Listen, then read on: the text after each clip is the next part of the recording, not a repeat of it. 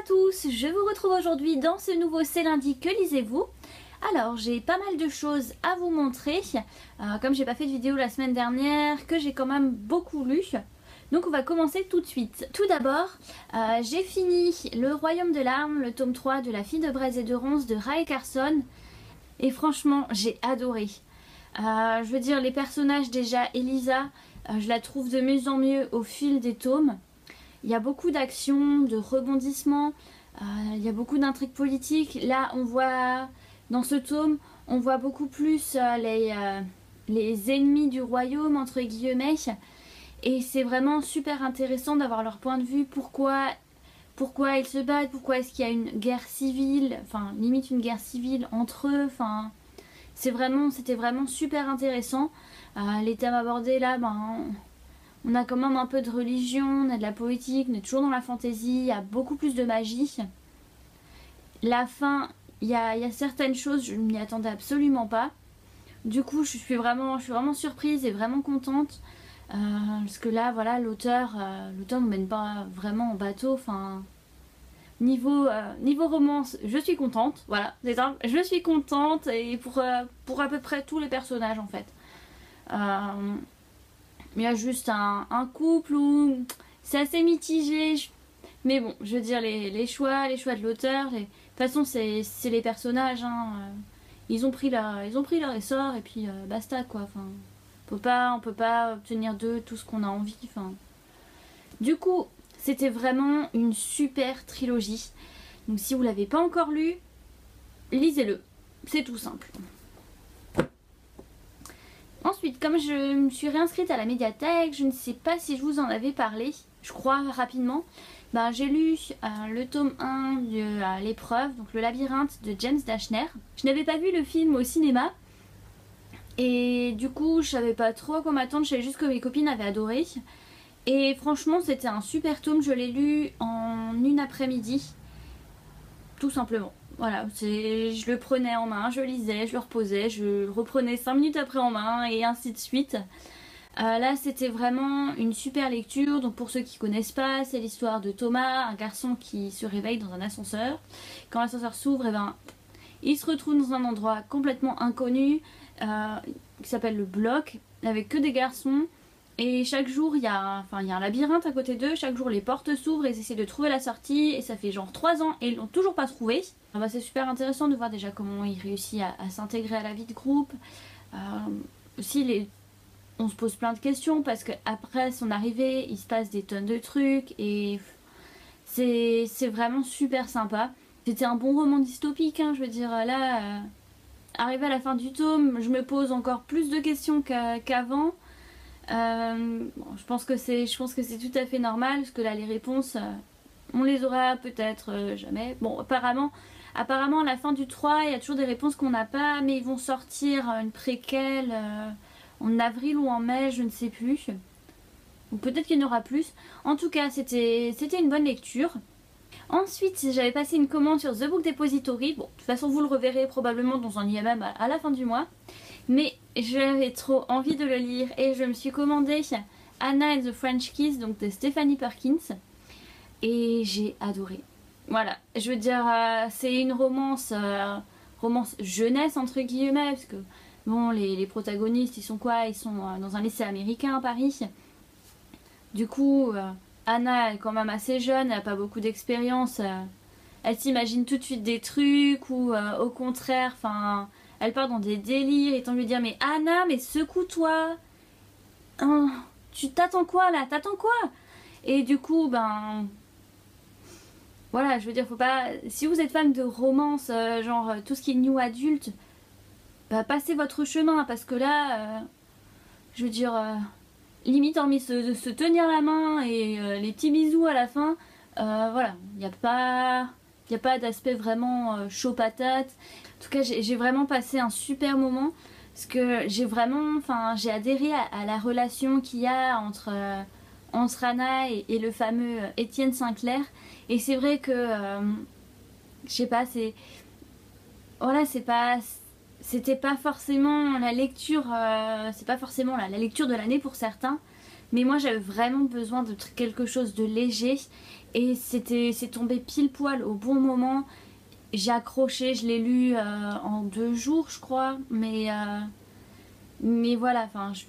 Limite je pouvais pas le reposer, ça me dégoûtait en fait quand je commençais à lire et que c'était la fin de la pause de midi et j'étais là non mais j'ai envie de savoir la suite, surtout que c'était toujours quand il se passait des trucs de malade, donc c'était super chiant de devoir attendre plusieurs heures avant de pouvoir le finir, mais c'était vraiment trop bien, voilà.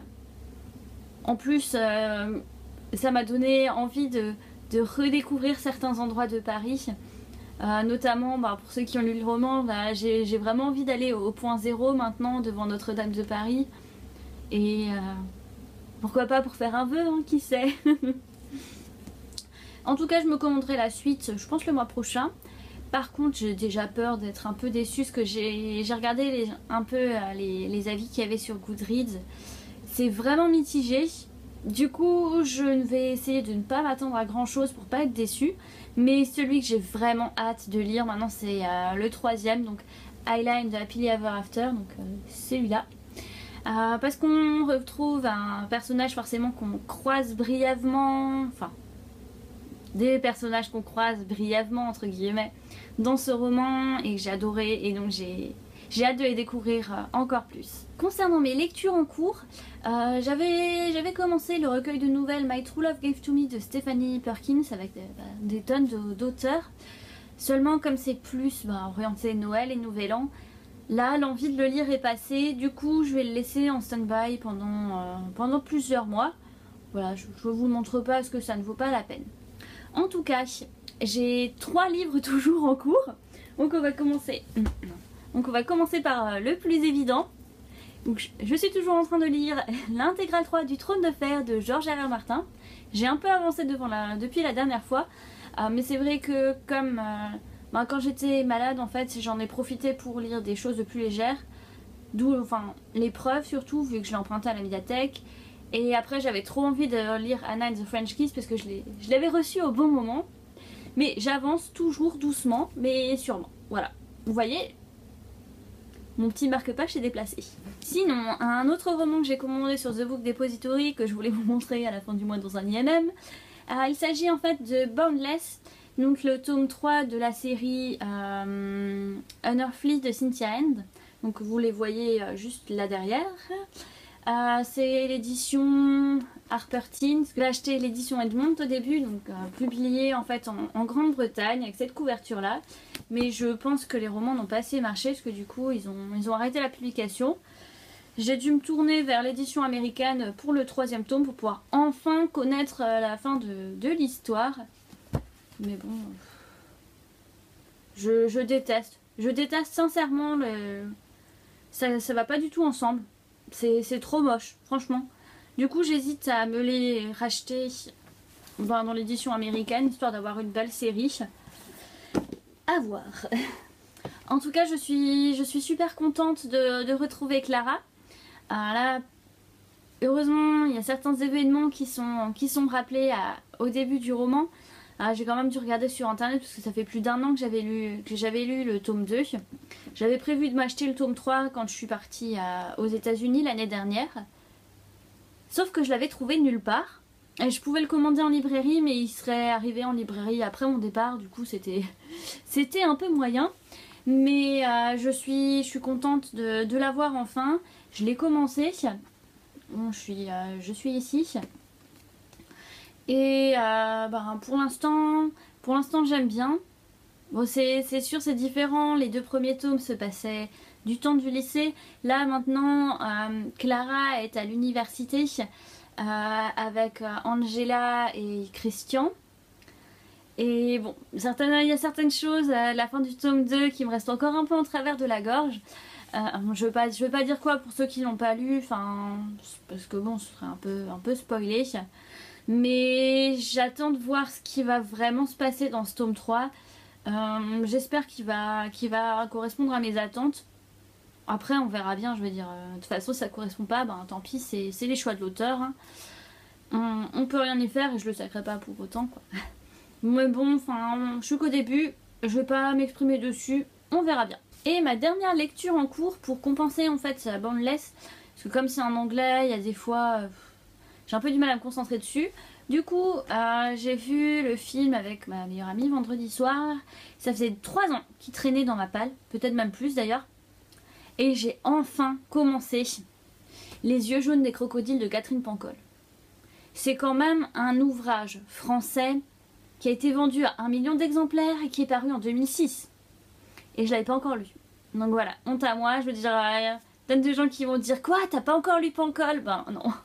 Mais j'ai commencé. Voilà, en fait j'ai vu le film avec, comment elle s'appelle de nouveau? La blonde là, je ne sais plus. Il y avait aussi Patrick Bruel, du coup, ben voilà, moi j'avais trop envie de voir ce film à cause de ça en priorité. Et j'ai vraiment aimé l'histoire, mais c'est vrai que le film, voilà. Je veux dire, par rapport à ce que j'ai déjà lu maintenant dans ce roman, le film, les détails, clairement, ils sont sautés quoi. Hein. C'est cohérent là-dessus, je veux dire, il y a des fois, je me suis dit quoi, on est déjà au mois de juillet, mais il y a 5 minutes, on était à peine à Noël, enfin, voilà. Par rapport à ça, ça va parfois très très vite. Les détails, comme dit, vous les oubliez, hein, bien sûr. Mais sinon, l'histoire était vraiment sympa. Du coup, j'ai commencé ce que je voulais découvrir la plume de Catherine Pancol. Je suis page 242 et j'adore. Franchement, j'adore. Là, j'ai déjà lu tout ça en peu de temps, entre guillemets. Enfin, et c'est vraiment une super histoire. Enfin, pour l'instant, je veux dire, ça fait longtemps que j'avais pas lu de contemporain à proprement parler. Et ça fait du bien. Ça fait du bien de retrouver un peu ce genre. Parce que là, bon, j'étais partie sur du thriller aussi, avec, enfin, thriller entre guillemets, avec le J.K. Rowling. Mais c'est vrai que ces temps-ci, j'étais plus dans des romans jeunesse, young adulte. Là, ça fait du bien de changer d'air un petit peu. Et on suit en fait l'histoire de Joséphine, une femme qui a la quarantaine, qui largue entre guillemets son mari, qui prend ses claques parce que ça fait 1 an qu'il était au chômage, qu'il n'avait pas de taf, il n'en avait rien à foutre. Voilà, ben le gars il se barre et elle se retrouve là à élever, se retrouve là à devoir éduquer son adolescente de 14 ans qui s'appelle Hortense et qui est une vraie bip bip bip, voilà. Et sa petite fille, alors bien sûr, hein, dans sa famille, il y a la mère qui est surnommée par son mari et la secrétaire, le cure-dent. Alors la nana, genre, elle est comme ça. Horrible, horrible. Déjà, je déteste le personnage. Je déteste le personnage de la sœur de Joséphine qui s'appelle Iris. Voilà, une vraie... voilà. Elle fait que profiter des autres. Genre la meuf, elle travaille pas du tout toute sa journée. Qu'est-ce qu'elle fait? Elle dépense son argent, elle prend des bains et tout. Et après, elle se permet encore de profiter de sa sœur. Enfin, ça, je trouve que c'est vraiment dégueulasse. Et voilà, mais c'est une super lecture pour l'instant. Il y a vraiment beaucoup de détails, c'est super bien écrit. Voilà. Et j'ai hâte de lire la suite. Enfin, de lire la suite de ce roman, déjà le finir. Et après, on verra bien. Concernant mes lectures à venir, je n'ai pas encore la moindre idée de ce que je vais lire. On verra bien en fait sur le moment. Déjà, si je finis ce que j'ai en cours, ce sera déjà pas mal. Dans tous les cas, je vous remercie d'être chaque jour plus nombreux sur ma chaîne. Et j'espère qu'on pourra encore vivre de folles aventures ensemble. En tous les cas, je vous dis de passer une bonne semaine, d'avoir de très bonnes lectures et à bientôt. Bye!